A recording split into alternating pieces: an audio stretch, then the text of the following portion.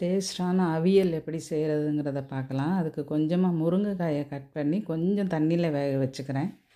இல்லைன்னா மற்ற காயோடு சேரும்போது அது சரியாக வேகாது. அடுத்து கொஞ்சம் தேங்காயை மிக்சியில் லேசாக அடிச்சுக்கிட்டு அதுக்கப்புறம் அதில் கொஞ்சமாக சீரகமும் கொஞ்சம் பச்சை கருவேப்பிலையும் சேர்த்து கொஞ்சம் நைஸ் பவுடராக ஆக்கிடுறோம்.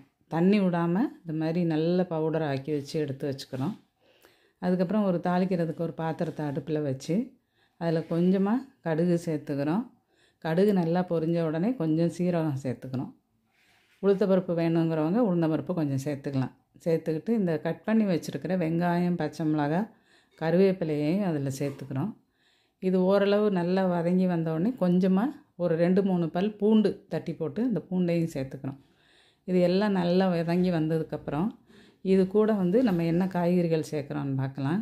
கேரட்டு, பீன்ஸு, கொஞ்சம் மாங்காய் கட் பண்ணி வச்சுருக்கிறேன். கத்திரிக்காய் கட் பண்ணி தண்ணியில் போட்டு வச்சுருக்கிறேன். இந்த மாங்காய் இல்லாமல் செஞ்சோன்னா இந்த அவியல் அவ்வளவு டேஸ்ட்டாகவும் மணமாகவும் இருக்காது. அதனால் மாங்காய் கொஞ்சமாக கட் பண்ணி வச்சுருக்கிறேன். ஒரு பாதி கேரட்டும் ஒரு 4-5 பீன்ஸும் தான் கட் பண்ணி இதில் போட்டிருக்கிறேன். நீங்கள் தேவைக்கு தகுந்த மாதிரி அதை கட் பண்ணி போட்டுக்கலாம். இது கூட இந்த கத்திரிக்காயை சேர்த்துக்கிறோம். இப்போ முருங்கைக்காய் வேக வச்சு எடுத்து வச்சுருக்குறோம் இல்லையா, கொஞ்சமாக தண்ணி தான் இருக்கும் அதில். அந்த தண்ணியோட கூடி அந்த முருங்கைக்காயை இதில் சேர்த்துக்கிறோம். இது ஓரளவு வெந்து வர வரைக்கும் அதை நம்ம கொஞ்சம் நேரம் மூடி வச்சு வேக வச்சுக்கலாம்.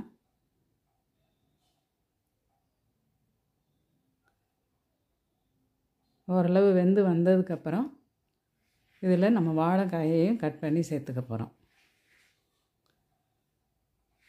தண்ணி பத்தலை அப்படின்னா கொஞ்சமாக தண்ணி சேர்த்துக்கலாம், அதிகமாக சேர்த்துறாதீங்க. கொஞ்சம் மஞ்சள் பொடியும் சேர்த்துருக்கேன் நான் இதில். இப்போ இது எல்லா காயும் நல்லா வெந்து வரணும். கொஞ்சம் நேரம் மூடி வச்சு நல்லா வேக வச்சு வச்சுருங்க. நல்லா வெந்ததுக்கப்புறமா நம்ம தேங்காயை நைஸ் பவுடராக்கி வச்சுருக்கிறோம் இல்லையா, அதை இதில் சேர்த்துக்கிறோம்.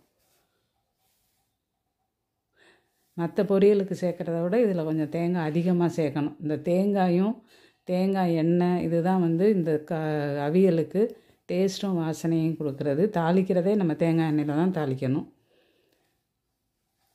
கொஞ்சமாக மல்லித்தழை போட்டிருக்கிறேன்.